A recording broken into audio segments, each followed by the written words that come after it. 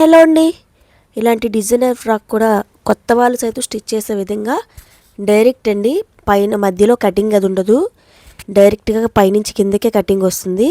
దీని యొక్క cutting and stitching video ఎలా అనేది చూపిస్తాను. దీనికోసమని నేను యాక్చువల్గా ఇక్కడ 3 లేయర్స్ పెట్టాను కదండి. వాళ్ళు ఫస్ట్ 2 మాత్రమే చెప్పారు, అందుకే నేను 4 మీటర్స్ క్లాత్ తీసుకున్నాను. కానీ మళ్ళీ వాళ్ళు రిఫరెన్స్ పిక్లో చూసినట్టుగా 3 లేయర్సే కావాలి అన్నారు. అందుకని నేను మళ్ళీ 5 మీటర్స్ అయితే మొత్తం తీసుకున్నాను. సరేనండి, మొత్తం తీసుకున్న తర్వాత ఇప్పుడు ఏం చేస్తారంటే ఫస్ట్ ఒక 3.5 మీటర్ వరకు క్లాత్ని సపరేట్ చేసేసేయండి. మామూలుగా మీరు 2 స్టెప్సే కావాలి అనుకుంటే 3.5 4 వరకు ఉంటే సరిపోతుంది. అయితే ఫస్ట్ దీన్ని ఏం చేస్తారంటే ఒక 1 మీటర్ని ఫస్ట్ 4 మీటర్సే కదా తీసుకున్నాను. నేను ఈ 4 మీటర్స్కే మీకైతే ఎంత అనేది చెప్తాను. తర్వాత 1 మీటర్ అనేది ఓన్లీ కుర్చీల కోసమే కనుక ప్రాబ్లం అయితే ఉండదు. తీసుకున్న ఫస్ట్ 4 మీటర్స్ని ఏం చేస్తారంటే సెంటర్లోకి అయితే ఫోల్డింగ్ వేయండి. 1 మీటర్ వరకు వదిలేసి 3 మీటర్స్ని సెంటర్లోకి ఫోల్డింగ్ వేయండి. ఫోల్డింగ్ వేసి దాన్ని సమోసా ఫోల్డింగ్ అయితే వేయండి. ఒక్కసారి నేను చూపిస్తున్నాను, గమనించండి.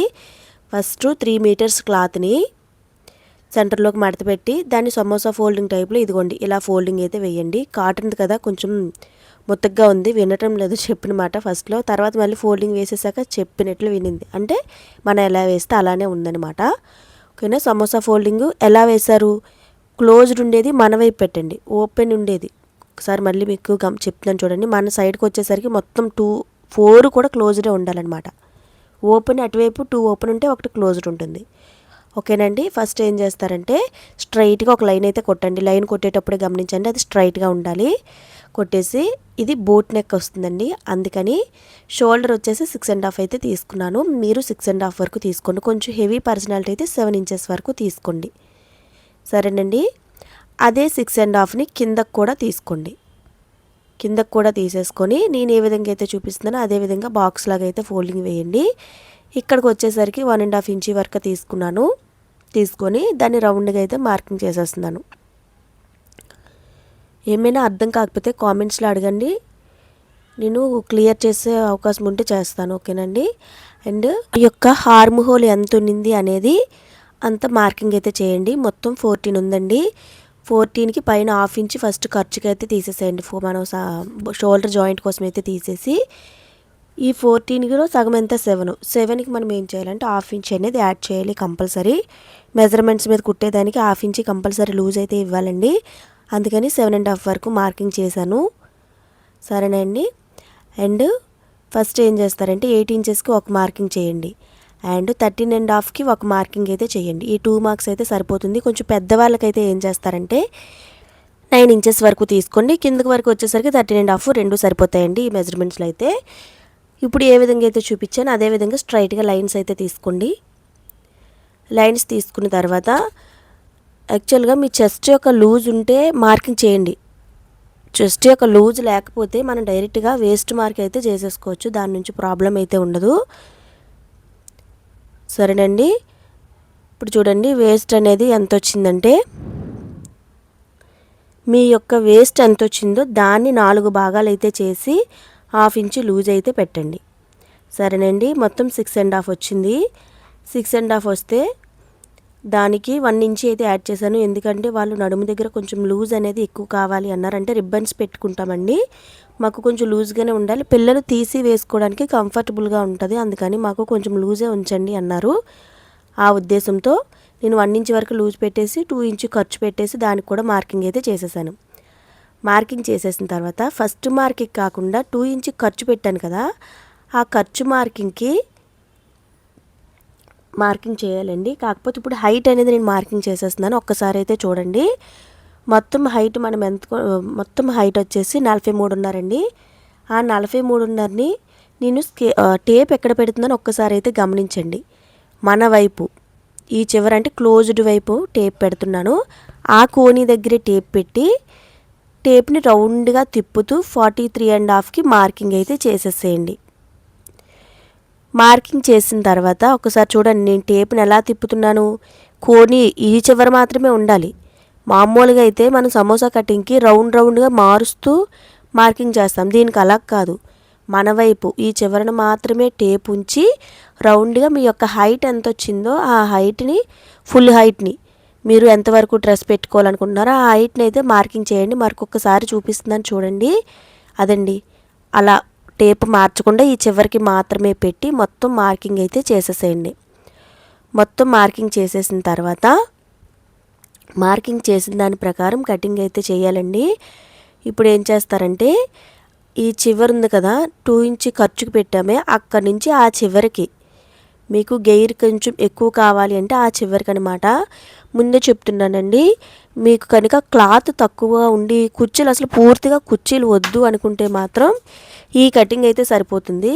అంటే ఈ క్లాత్ 3.5 మీటర్స్ వరకు క్లాత్ ఉంటే సరిపోతుంది, కొంచెం గెయిర్ వస్తుంది. కుర్చీలు కావాలంటే మాత్రం మిగిలిన క్లాత్ కంపల్సరీ పడుతుందండి.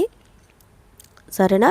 చూపించిన దాని ప్రకారం అయితే కటింగ్ అయితే చేసేసేయండి. మార్కింగ్ ఎలా వేసామో అలాగే కటింగ్ మొత్తం చేసేసేయండి. కింద రౌండ్ కటింగ్ అయిపోయింది. ఇప్పుడు పైన చూడండి, ఒక్కసారి చూపిస్తున్నాను. నేను ఎలా అయితే చూపిస్తున్నానో మనం మార్కింగ్ చేసిన దాని ప్రకారమే కట్ చేసుకుంటే సరిపోతుందండి. సరేనా? మార్కింగ్ అనేది ఎలా వేసామో అలాగే మొత్తం కటింగ్ అయితే చేసేసేయండి. మార్కింగ్ ప్రకారమే మొత్తం కటింగ్ అయిపోయిందండి. ఇప్పుడు అయిపోయిన తర్వాత మనకి ఇంకా మిగిలిన ఉన్న క్లాత్ని, మీకు కుర్చీలు కావాలంటే ఇది చూడండి, లేదంటే వీడియోని స్కిప్ చేసేసి మీకు కావాలని దగ్గరికి అయితే పెట్టేసుకోండి. ఇది కుర్చీలు అయితే, కుర్చీలు కావాలంటే మాత్రం 6 ఇంచెస్ వరకు మిగిలిన ఉన్న క్లాత్ని మార్కింగ్ అయితే చేయండి. ఈ 4 మీటర్స్ అనేది 2 స్టెప్స్ వరకే సరిపోయిందండి. మిగిలిన దానికి 1 మీటర్ మళ్ళీ పడింది. మీరు ఇది గెయిర్ ఎక్కువ అనుకుంటే మామూలు స్ట్రైట్ కటింగ్లోనే కొంచెం అంబ్రిల్లా కట్ వచ్చి ఇలాగే కుర్చీలు కావాలి అనుకుంటే కామెంట్స్లో అడగండి, అది కూడా పెడతాను. నేను ఏ విధంగా అయితే చూపిస్తున్నానో ఆ 6 ఇంచెస్ని ఏం చేస్తారంటే మార్కింగ్ చేసేసి కటింగ్ అయితే చేసేసేయండి. క్లాత్ కనుక తక్కువగా ఉంటే 5 ఇంచుకే మార్కింగ్ చేయండి. 6 ఇంచెస్కి మార్కింగ్ చేసిన దాని ప్రకారం మొత్తం కటింగ్ అయితే చేసేసేయండి. నేను హ్యాండ్స్కి అయితే ఇంకా కటింగ్ చేయలేదండి. హ్యాండ్స్ అనేది క్యాప్ హ్యాండ్స్ పెట్టాను, అది నేను షార్ట్లో అప్లోడ్ చేస్తాను. ఎలా ఏంటి అనేది షార్ట్స్లో చూసేసేయండి. అంటే రెండిట్లో మనం పెట్టకూడదండి, ఛానల్ ఒప్పుకోదు. మీకు లైనింగ్ కావాలంటే సేమ్ ఇప్పుడు మెయిన్ క్లాత్ ఎలా అయితే తీసుకున్నామో అలాగే లైనింగ్ కూడా తీసుకోండి. వీళ్ళు ప్రత్యేకించి లైనింగ్ వేయమన్నారు కనుక నేను లైనింగ్ అనేది వేసానండి. కానీ లైనింగ్ కటింగ్ అయితే చూపించలేదు. మెయిన్ క్లాత్ ఎలా అయితే కట్ చేసుకున్నామో లైనింగ్ని కూడా అలానే తీసేసుకొని మొత్తం జాయింట్ అయితే చేసేసాను. మనకి జాయింట్స్ వచ్చాయి కదండి, ఆ జాయింట్స్ కూడా మొత్తం జాయింట్ చేసేసాను. జాయింట్స్ ఎలా కటింగ్ చేయాలనేది వీడియో పడుతుంది అనుకున్నానండి, కానీ వీడియో అనేది స్కిప్ అయిపోయింది. అందువల్ల జాయింట్స్ ఎలా కట్ చేయాలని చూపించలేదు. ఆ మాత్రం తెలుస్తుంది కదా. ఇన్ కేస్ తెలియకపోతే ఇంకేదైనా ఫ్రాక్ వీడియో అయితే చూడండి, కంపల్సరీ అందులో జాయింట్స్ అనేవి ఎలా కట్ చేయాలి ఉంటుంది. సరేనండి? ఇప్పుడు బ్యాక్ నెక్ అయితే కట్ చేస్తున్నాను. దేనికైతే సపరేట్ చేసేసేయండి. సపరేట్ చేసేసి షోల్డరు అటువైపు షోల్డర్ వచ్చేసి 3 ఇంచెస్ తీసుకుని మన వైపు వచ్చేసరికి 3.5 ఉండాలి. And back neck deep 5 inches పెట్టాను. చిన్నపిల్లలు కొంచెం కేర్ చేయలేరు కనుక, సరేనండి, కేర్ చేయలేరు అనే ఉద్దేశంతో వాళ్ళు నెక్లు కూడా డీప్ వద్దన్నారు. అందుకని బ్యాక్ నెక్ 5 పెట్టాను, ఫ్రంట్ నెక్ 4 పెట్టాను. షోల్డర్ ఏమో 3 ఇంచెస్ పెట్టేసి ఉన్న వైపుకి వచ్చేసి, అంటే మన వైపుకి వచ్చేసి 3.5 తీసుకున్నాను. తీసేసుకొని రౌండ్గా బోట్ షేప్లో కొట్టేసి మొత్తం ముందు ఫస్ట్ కొట్టిన దాని ప్రకారం కటింగ్ చేసేసాను. కటింగ్ చేసి ఒకసారి జాయింట్ స్టిచ్ అయితే వేసేసాను. వేసేసి క్రాస్గా లైనింగ్ క్లాత్ని తీసుకొని మామూలుగా మనం కాటన్ బ్లౌజెస్కి ఎలా అయితే నెక్ తిప్పుతామో అలా ఫస్ట్ ఒక 1/2 ఇంచీ వరకు లేదా 1/4 ఇంచీ వరకు ఫస్ట్ లైనింగ్ని జాయిన్ చేసుకొని వచ్చేసేయండి. క్రాస్ పీస్ని జాయిన్ చేసుకొని వచ్చేసిన తర్వాత రౌండ్స్ దగ్గర చిన్న చిన్న కటింగ్స్ అయితే కంపల్సరీ ఇవ్వండి. అదిగోండి, అలాగా రౌండ్స్ దగ్గర చిన్న చిన్న కటింగ్స్ ఇవ్వడం వల్ల ఏంటంటే చక్క నీట్గా రౌండ్గా తిరుగుతుందనమాట. ఇచ్చేసిన తర్వాత లోపలికి ఫోల్డింగ్ వేసేసి స్టిచ్ అనేది లైనింగ్ మీద పడాలండి. అంటే లైనింగ్కి మెయిన్ క్లాత్కి ఎడ్జ్లో దగ్గర దాదాపుగా లైనింగ్ మీదే, అలాగని పూర్తిగా లైనింగ్ మీద కాదు, ఎడ్జ్కి అనమాట. దాని మీద అలా స్టిచ్ చేసుకొని వచ్చేస్తూ చూడండి మొత్తం స్టిచ్ చేసుకొని అయితే వచ్చేసాను. ఎక్స్ట్రా కట్ చేసేసాను. అండ్ లోపల ఉన్న ఎక్స్ట్రా క్లాత్ కూడా మొత్తం కట్ చేసేసేయండి. సరేనండి? కట్ చేసిన తర్వాత దాన్ని లోపలికి ఫోల్డింగ్ వేసేసి స్టిచ్ అయితే వేసుకొని వచ్చేసేయండి. మొత్తం స్టిచ్ అయితే వేసుకొని వచ్చేసేయండి.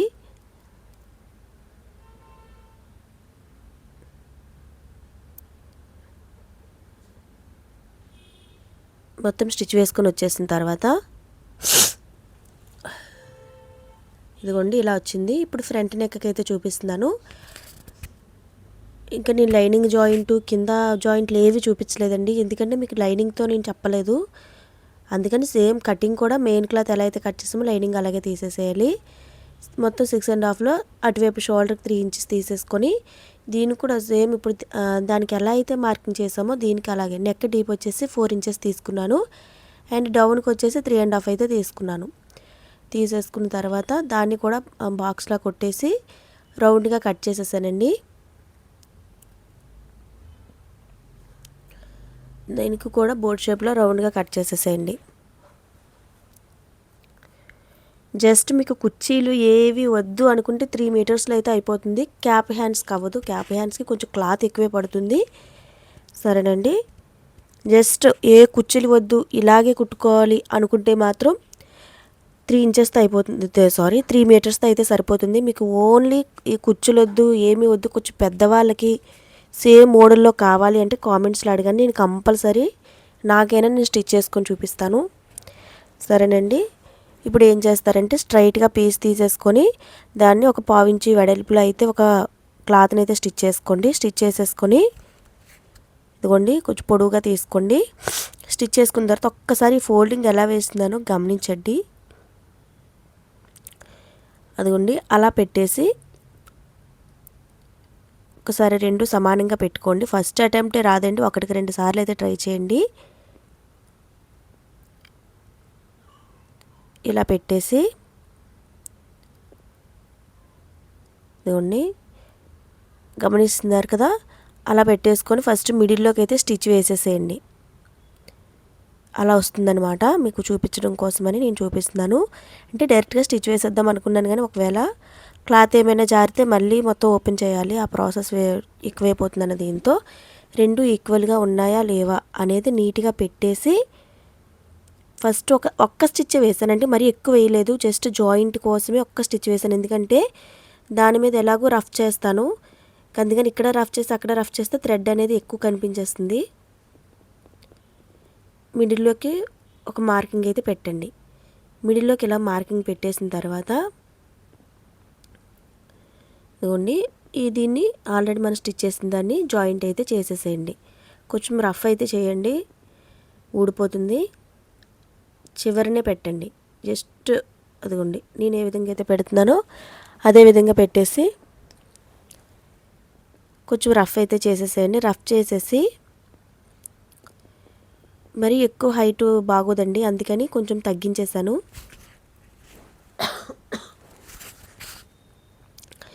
ఎంత హైట్ కావాలి అనేది చూసుకొని ఒక 6-7 ఇంచెస్ వరకు హైట్ ఉంచేసి కట్ చేసేసానండి. కట్ చేసేసి ఒక క్లాత్ని అయితే తీసుకొని సమోసా టైప్లో కుట్టేశాను.